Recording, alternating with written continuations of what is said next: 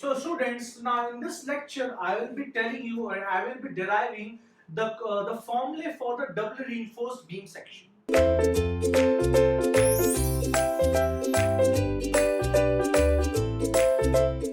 Right? Now what is doubly reinforced beam? Why doubly reinforced beam is required, and what is the concept behind the doubly reinforced beam that we have already discussed in the previous video. Right? Now let us see some formulae and some derivation, because in this doubly reinforcement section also derivation is important, because in GATE examination they can twist the question depending upon whether you know the derivation or not. So that is why it is important to know the derivation of doubly reinforced sections also. Right? Now I have taken this doubly reinforced section, right? So this is D dash, moderate D dash, the distance between the uppermost compression fiber to the center of the compression reinforcement. Clear? Now width of the beam is D. This is the effective depth D. Epsilon SC. What is the value of epsilon SC? We already calculated in the previous video. That is the concept behind the doubly reinforced sections. Right? So epsilon SC is the strain in the compression steel. Clear? 0.0035 is the maximum strain in the concrete, right? 0.446 SCK. How did we get it? I'm not going to tell you because you know it already. Now the thing is that in last video I told you that this compression steel will also be exerting a compressive force, which I denoted by C dash, and the total force CT, it was equal to C dash plus C. Right? Remember it, right? Now in this video I will be telling you how much is C dash, because C you already know, we have already derived it, that the total compressive force due to in the concrete section, it is 0.36 FCK XU into B, right? So this is equals to 0.36 FCK into XU into B. But how much is C dash? So C dash, I am writing it here, C dash will be equal to the stress in the compressive steel. I am denoting the stress in the compressive steel by FSC. I am writing it here, FSC is the stress in compressive steel or reinforcement, compressive reinforcement, right? FSC. How much is FSC? That I will be telling you. That what will be the value of FSC, right? FSC into area of compressive steel, ASC. ASC, I am writing it here.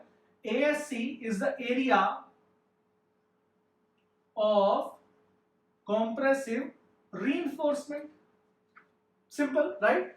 So if you multiply area with the stress, you will be getting force. So C dash will be equal to FSC into point ASC. Now, is it fully correct? What do you think? This is not fully correct, because, now I am giving you an example, because you know that in the compressive side, above the neutral axis, if there was no reinforcement, then the whole this section was occupied by concrete itself. But now you know that there is compressive steel also.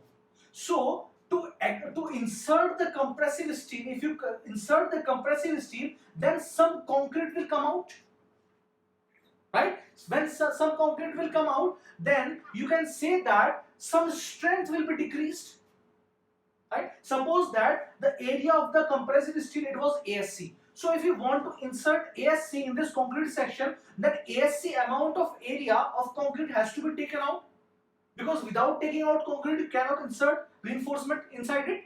So if you are taking concrete out, then there will be some decrease in strength, because concrete, if there was no concrete, it was providing some compressive strength. But now if you have taken some concrete out, the area of the taken out concrete is equal to the area of the compressive reinforcement, right? If you take the concrete out, there will be some deduction in the compressive force, right? Now how much is that deduction? So now the thing is that it depends upon where you are placing this concrete, whether you are placing this concrete in the rectangular portion or in the parabolic portion.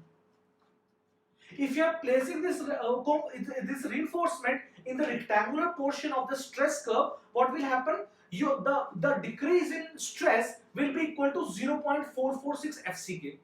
But if you are placing this reinforcement in the parabolic region, then you have to calculate that at this point how much will be the stress. So it becomes very complicated, because at this point it will have different stress, at this point it will have different stress, at this point it will have different stress. Why? Because it is parabolic.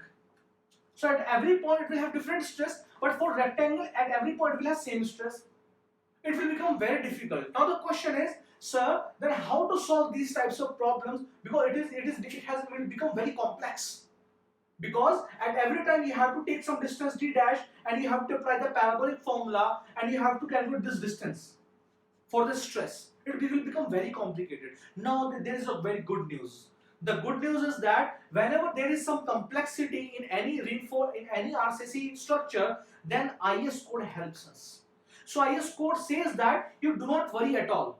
You do not worry whether the concrete has been placed here, whether the steel has been placed here on the rectangular portion. Wherever it is placed, you just take the stress in concrete as equals to 0.446 FCK. Simple. It means that if you are taking some concrete out, whether it was from the parabolic portion or the rectangular portion, the stress will be same. Otherwise, it would have been very complicated, right? So it says that minus 0.446 FCK into area. So how much area of concrete has been taken out?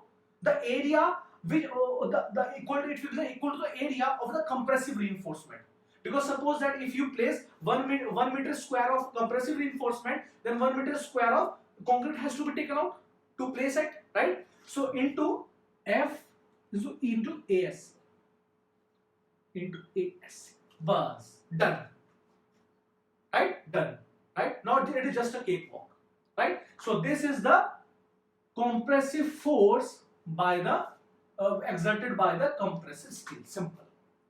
Now the total compressive force CT, it will be equal to C dash plus C. What is C? C is 0.36 FCK into XU into B plus C dash. How much is C dash? FSC into ASC minus 0.446 or 45, whatever you want to write. Right? I'm writing it more. You can say more accurately. It will be 0.446 FCK into ASC. Simple. And what will be the tensile force? It will be same. 0.87 FYAST. 0.87 FY into AST. I hope that you have understood this, because this is important. A lot of people fail to understand how this expression has come. Right? Many students ask me, sir, from where it has come? Because it actually depends upon where you are placing the steel, where you are placing the compressive steel. If you are placing it here, it will be different. If you are placing it here, it will be different. This is valid only when you are placing it in the compressive zone. I say that it is correct, but it will become very complicated if you place the compressive steel in the parabolic zone. It will be very complicated to determine the stress. So to simplify it, the IS code says that take it as 0.446 FCK. You don't need to worry at all. Simple. Now, the total compressive force is this much, the total tensile force is this much. Now, the next point is, if you want to determine the natural neutral axis, what we used to do? We used to apply the static equilibrium. Static equilibrium is Ct is equals to T, and from there you will get XU. XU is the natural neutral axis. So let us determine the natural neutral axis. What will be the value of the natural neutral axis? Let me rub it. Now I am rubbing this portion, right? So let me rub this portion. This portion we don't need to rub. I am rubbing this portion, right? I am rubbing this portion also, right? Now, if you want to determine this too, what you have to do? You have to put Ct is equals to T. So the static equilibrium condition, static equilibrium, right? So let me rub this and put it this. So it will be equal to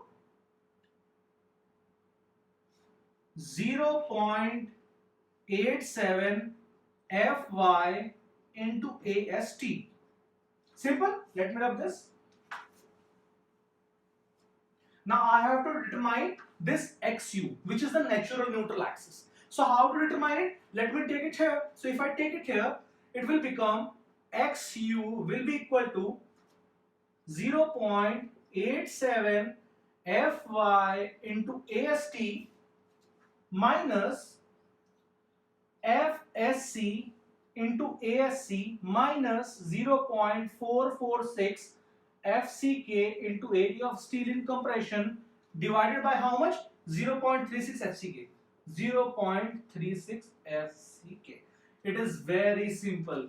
Now what students they do is that they remember or they try to mug up this formula, and even by the size of the formula you can see that even if you remember the formula, then in examination pressure there are high chances they will forget this formula. In examination it is very simple to remember. XU is equals to 0.53D. XU, this small formula are very easy to remember. But if you remember a big formula, it depends. It depends on your luck whether at that in the examination pressure you remember it or not. If you will ask me, sir, you do remember the formula? No, I don't remember this formula. I don't know what formula this formula is. Whenever somebody asks me that in the doubly reinforced section, what is the expression for the natural neutral axis, then what I do, I simply draw it and easily I can get the answer. Right? If it is very good if you can remember the formula. It is very good. It will best, right? But I don't think that in examination pressure this formula you will remember in the examination. So I hope that you have understood how to determine the natural neutral axis. Now everything is cakewalk. Now the next thing is moment of resistance. Now moment of resistance with respect to concrete will be equal to Ct into Z, and moment of resistance with respect to steel will be equal to T into Z. Now the important thing is how much will be Z. That is the important thing. Now let us calculate it. I am rubbing it, okay? So let me rub this much. Let me rub this. I am writing here Ct, total compressive force, was equal to 0.36 FCK into B plus FSC into ASC minus 0.446 FCK into ASC. Clear? And this was the total tensile. Now I'm going to begin. Okay. Now the next concept is moment of resistance. Moment of resistance. So for steel it is very easy, right? For steel it will be equal to 0.87 Fy into AST into Z, and Z will be equal to, for steel it will be same, D minus 0.42 XU. That Z will be equal to 0.87 Fy into area of steel into D minus 0.42 into XU. Very simple. Now the complicated thing becomes in case of this, the compressive steel. Now I'm rubbing this formula because this is very easy, right? For tensile steel it is very easy. 0.87 Fy into AST into Z. This thing we have also done in the single reinforced sections also, right? So no need to remember this, right? It is very easy. So I'm rubbing it. Now the important thing is, if you want to determine the moment of resistance with respect to concrete, now this is important. Now you know that the force, this C is actually equal to C1 plus C dash. This was equal to C dash, this was equal to C1. Now for C1, the lever arm, the Z, will be equal to D minus 0.42 XU. Simple, I know that. So the moment of resistance with respect to concrete will be equal to C1 into Z, and Z is equals to D minus 0.42 XU. How it has come, you already know that, right? It is basically a distance between the compressive stress, this compressive force, and the tensile force. Here it will be acting a tensile force, right? So you know that total D minus 0.42 XU. Okay. Now what about this C dash?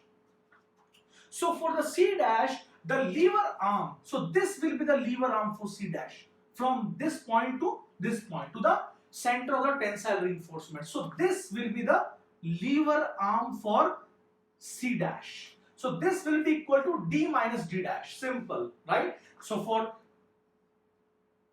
C1, it will be equal to Z will be equal to D minus D dash will be equal to Z. Simple. So the moment of resistance for concrete will be equal to C1 into Z plus C dash into Z dash, right? Z dash is actually equal to D minus D dash, right? Z dash is actually equal to D minus D dash. Simple, right? If I write it completely, it will be equal to the moment of resistance for concrete will be equal to, what is C1? 0.36 FCK into XU into B, right? And what is Z? That is D minus 0.42 into XU plus C dash. FSC into ASC minus 0.446 FCK into ASC into Z dash. How much is Z dash? Into D minus D dash, and this is over now. Now I ask you, can you remember this formula? If you ask me, sir, can you remember this formula? For the timing I can remember because I have taught it many times, but obviously it is very difficult to remember the formula.